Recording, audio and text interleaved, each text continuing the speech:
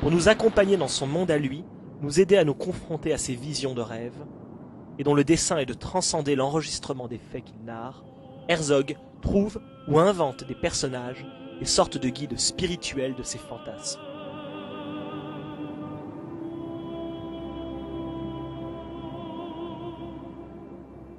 Son œuvre est un grand bestiaire de personnages iconoclastes, généralement occidentaux, et dont le cinéaste raconte l'aventure, la vie et les rêves démesurés qu'il tente de réaliser.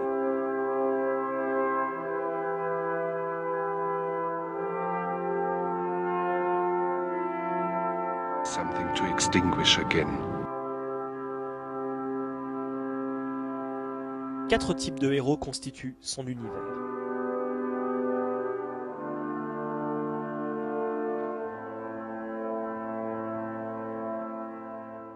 Aguirre, Fitzcarraldo, Cobra Verde, tous les trois interprétés par l'acteur fétiche du cinéaste, Klaus Kinski, incarnent la puissance et la domination de la civilisation occidentale sur les cultures extra-européennes. Ils tentent de les convertir, de les asservir et finalement de les détruire.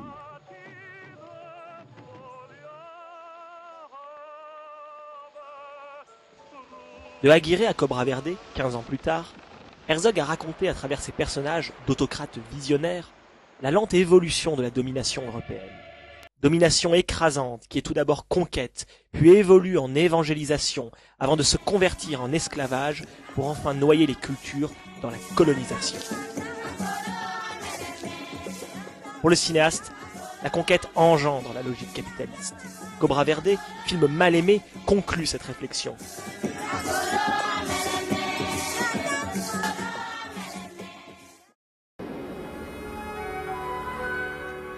Dans une moindre mesure, on peut aussi y ajouter le géologue du pays où rêvent les fourmis vertes, qui représente la compagnie minière pour laquelle ils travaillent et qui cherchent à poursuivre leurs expériences sur un territoire sacré aborigène.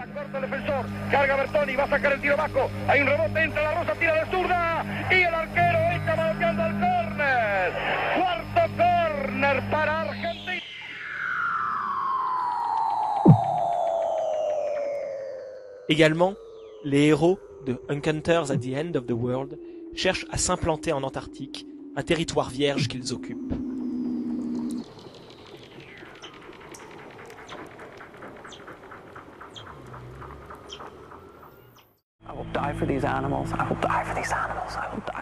Timothy Treadwell, l'anti-héros de Grizzly Man, en cherchant à communiquer avec les ours d'Alaska, rêve d'appartenir à leur monde et de le subvertir par son humanité. I love it. Geronimo's gone. He says, if I don't come back, it's what I want. And the lion is gone. And the red wolf is gone. Treadwell est aussi de ces occidentaux obsédés par l'exploit en tant qu'il cherche à se dépasser lui-même, à se hisser au-delà de sa propre nature et des limites imposées à la condition humaine.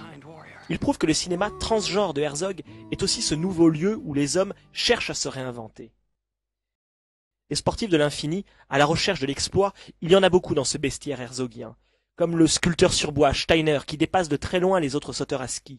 Par ses multiples et dangereux exploits, Steiner explique vouloir démontrer aux hommes les frontières qu'ils ne peuvent pas franchir et au-delà desquelles la mort les attend. À chaque saut, toujours plus loin, Steiner donne à penser aux organisateurs des compétitions de saut à ski comment fabriquer les tremplins et les pistes pour assurer aux sauteurs le maximum de sécurité.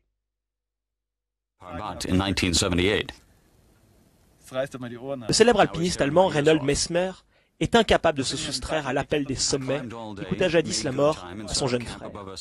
Sans comprendre les raisons de ses ascensions, il continue inlassablement et toujours plus dangereusement de grimper les sommets les plus hauts du monde.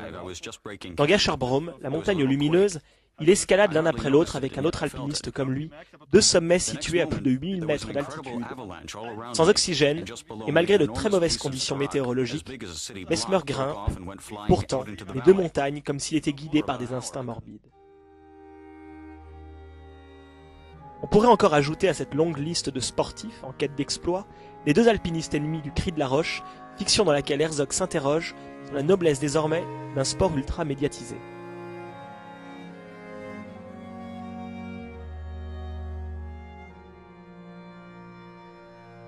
Enfin, Dans ses leçons de cinéma, réalisées pour la télévision autrichienne à l'occasion de la Biennale de 1991, il s'interroge sur son propre cinéma, en convoquant le funambule Philippe Petit, qui dans les années 70 avança sur un câble métallique entre les deux tours situées à 450 mètres du World Trade Center. Mais quelle que soit leur ambition, tous ces personnages cherchent plus ou moins à dépasser les limites de leur nature, comme son cinéma est en quête de brouiller les frontières entre les genres qui les définissent. L'ingénieur aéronautique de The White Diamond cherche lui-même à dépasser les limites de la physique, quel que soit le danger qui le menace. Réussir à fabriquer un dirigeable dans lequel il pourrait survoler les cimes de la forêt guyanaise a aussi une valeur chez lui sentimentale. Il pourrait ainsi conjurer le sort en réalisant un meilleur dirigeable que celui qu'il inventa jadis et qui coûta la vie à un célèbre chef opérateur. Julianne Cupt est l'unique survivante d'un crash aérien survenu au début des années 70. Elle tomba dans la forêt amazonienne et réussit à s'en sortir grâce à son expérience acquise dans la jungle alors qu'elle était enfant. 30 ans après le drame, Herzog l'a reconduit sur les lieux de son périple comme pour l'aider à oublier le passé et à exorciser ses vieux démons.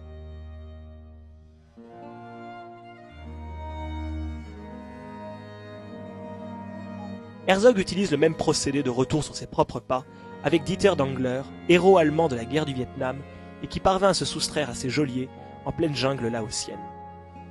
Cette démarche qui consiste à traverser les étendues pour conjurer le sort, Herzog l'a lui-même expérimenté au début des années 80.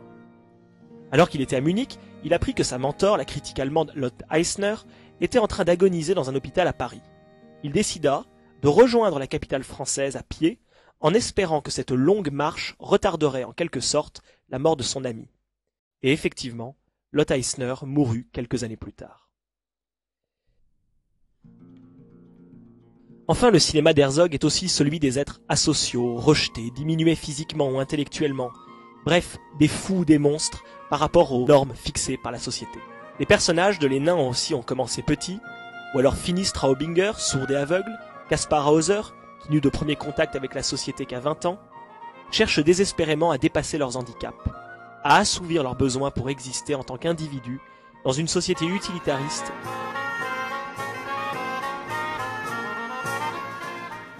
On pourrait ajouter à cette catégorie de héros le comte Dracula, le vampire de Nosferatu fantôme de la nuit, et aussi Wojciech, le soldat inadapté, tous deux campés encore par Klaus Kinski.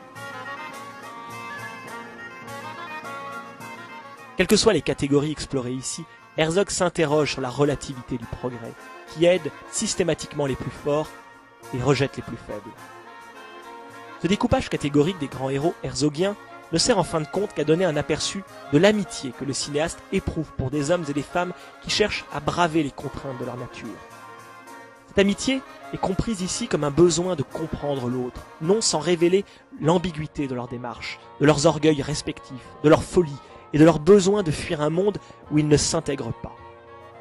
Mais Herzog n'aime pas les catégories, il méprise tout ce qui enferme l'individu dans un cadre ou dans une étiquette. Il préfère l'ambiguïté et la possibilité de dépasser tout ce qui réduit les êtres à une chose fixe. Les héros herzogiens se situent au-delà des cultures, au-delà de la nature, au-delà de la fatalité et au-delà des barrières sociales.